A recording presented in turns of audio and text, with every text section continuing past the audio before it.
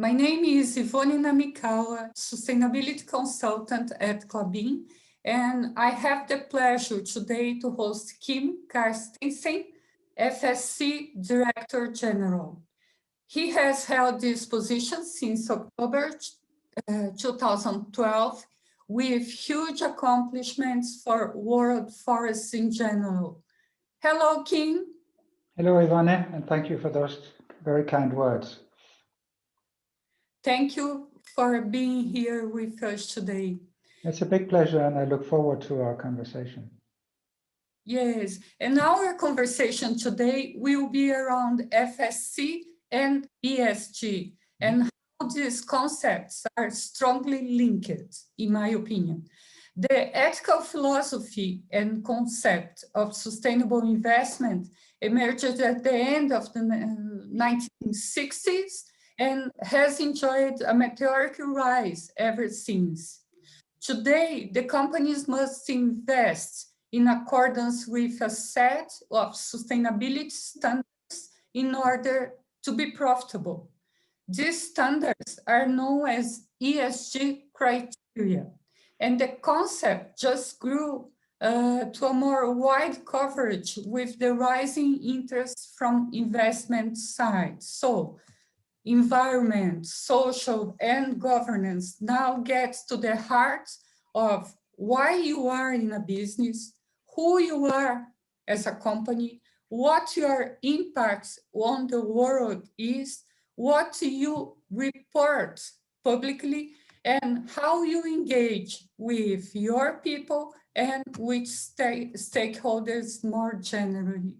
So, Kim, could you please tell us what are the linkages that you see between this concept of ESG and FSC?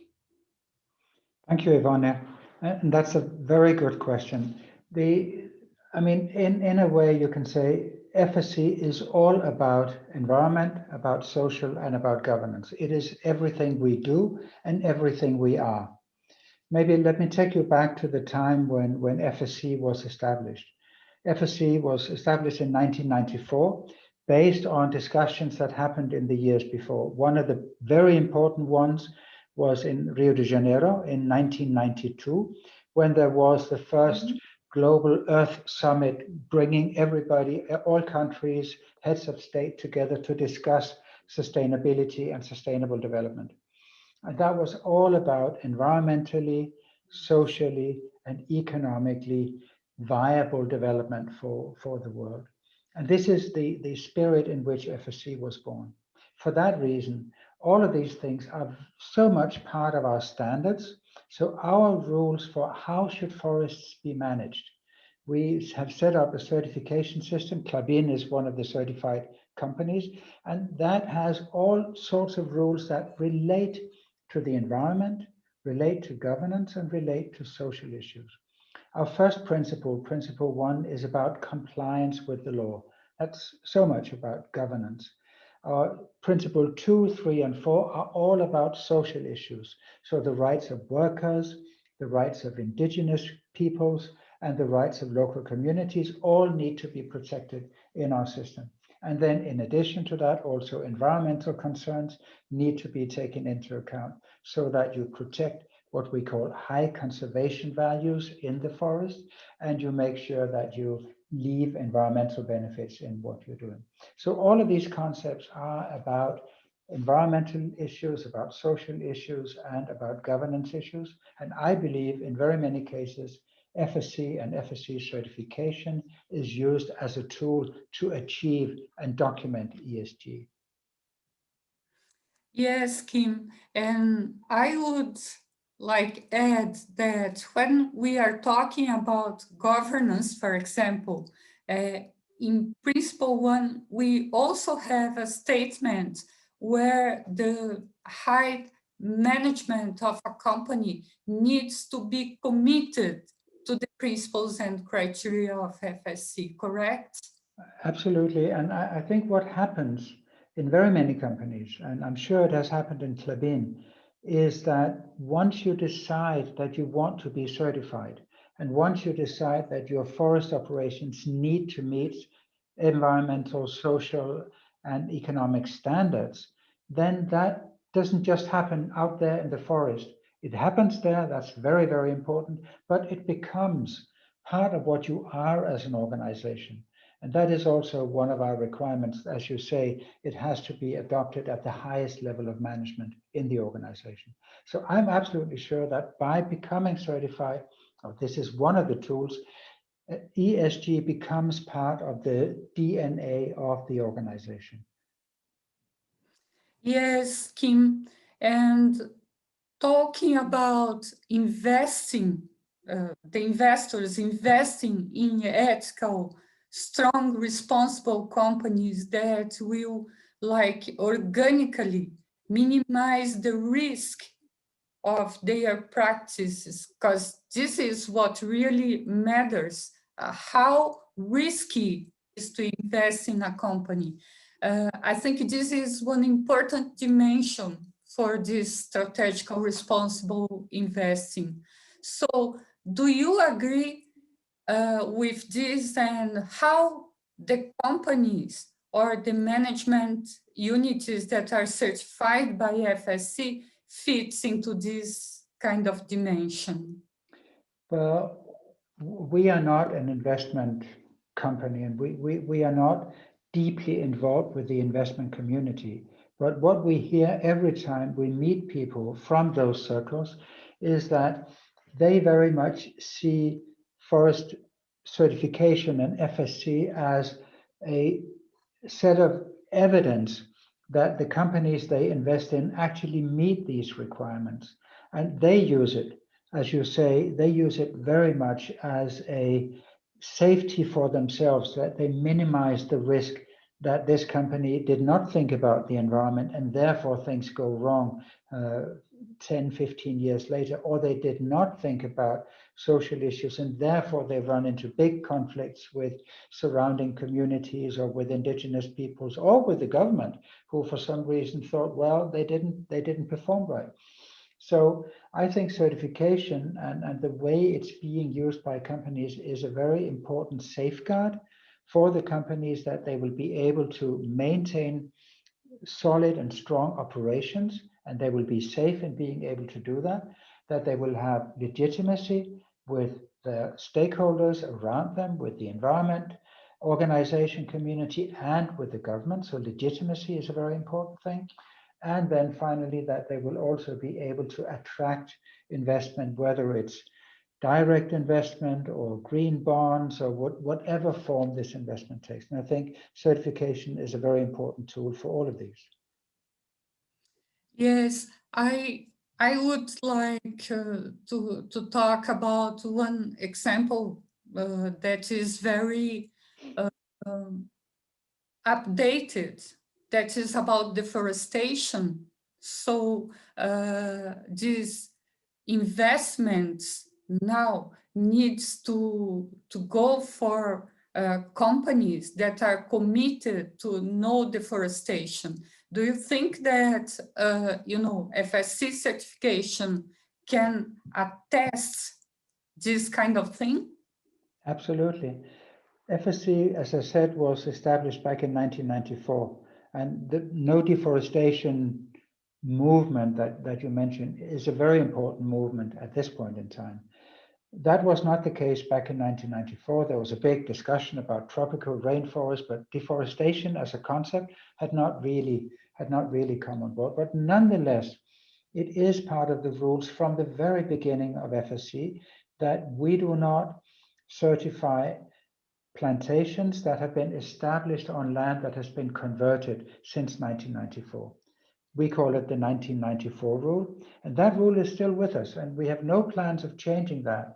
If you want to plant trees on land that you have converted, you need to make sure that this is not just happening as part of a big deforestation. There needs to be a certainty that this land is either still forested, or if you convert parts of it, that you then restore other parts and turn already destroyed land or degraded land into new forest.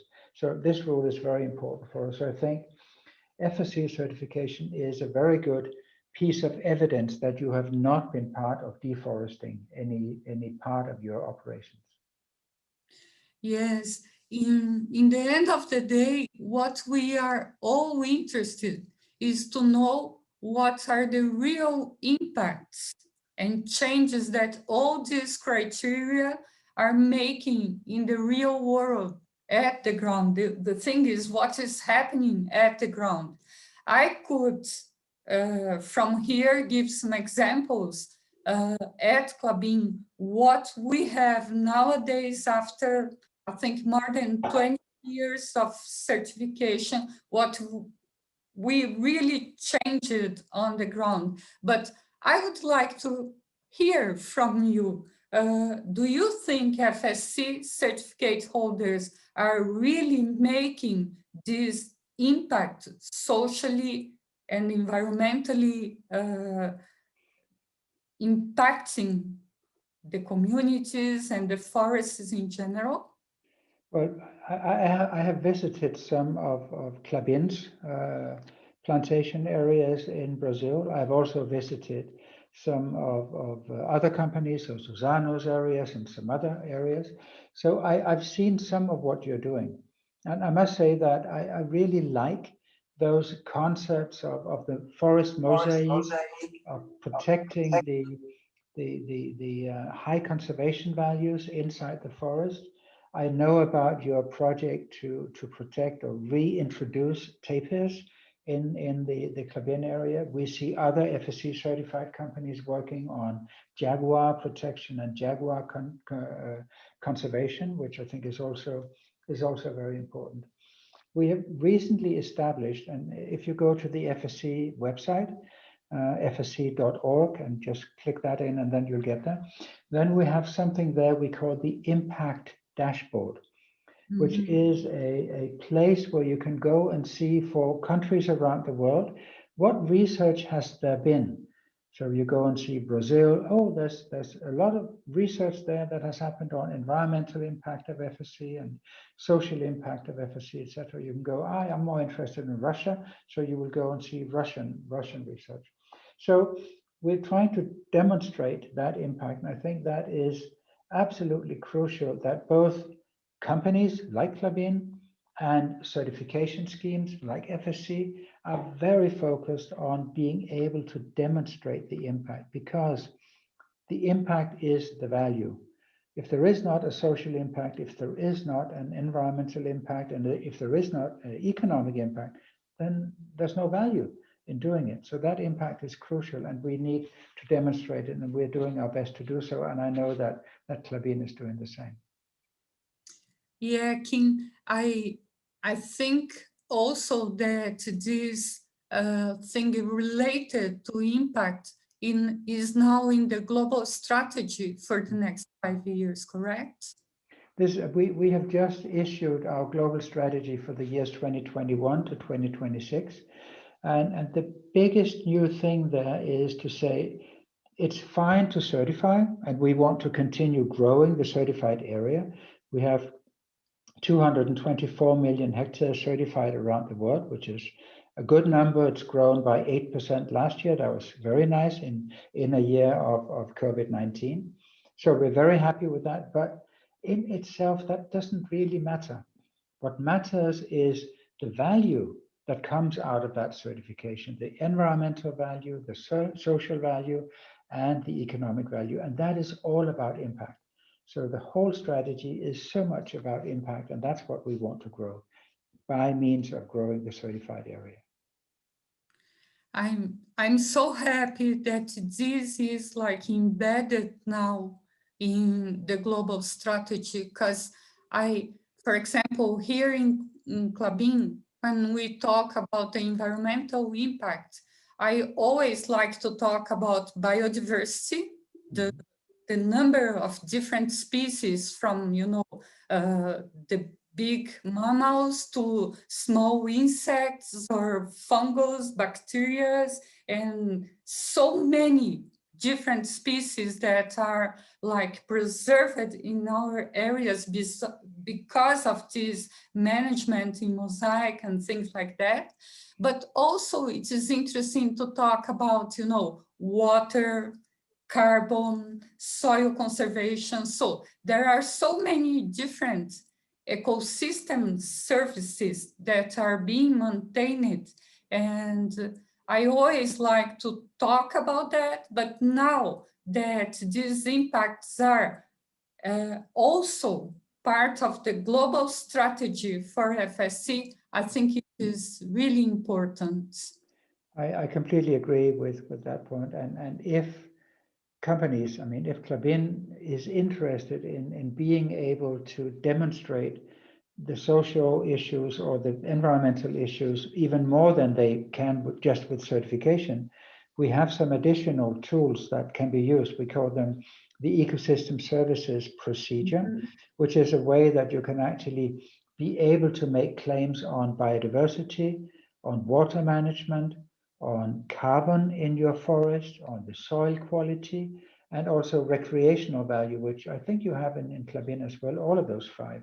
So if you want to do something extra to be able to talk more precisely about these things, then that is certainly something that is available for you or for any other company who's interested in that.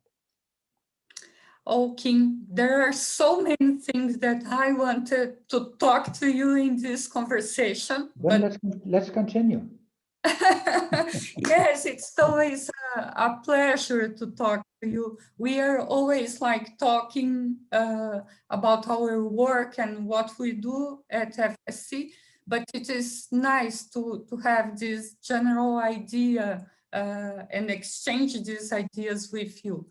Thank you so much. And on behalf of Klabin, I really want to acknowledge you for this opportunity, and thank you so much. Thank you so much, Ivone. It's been a pleasure to talk to you.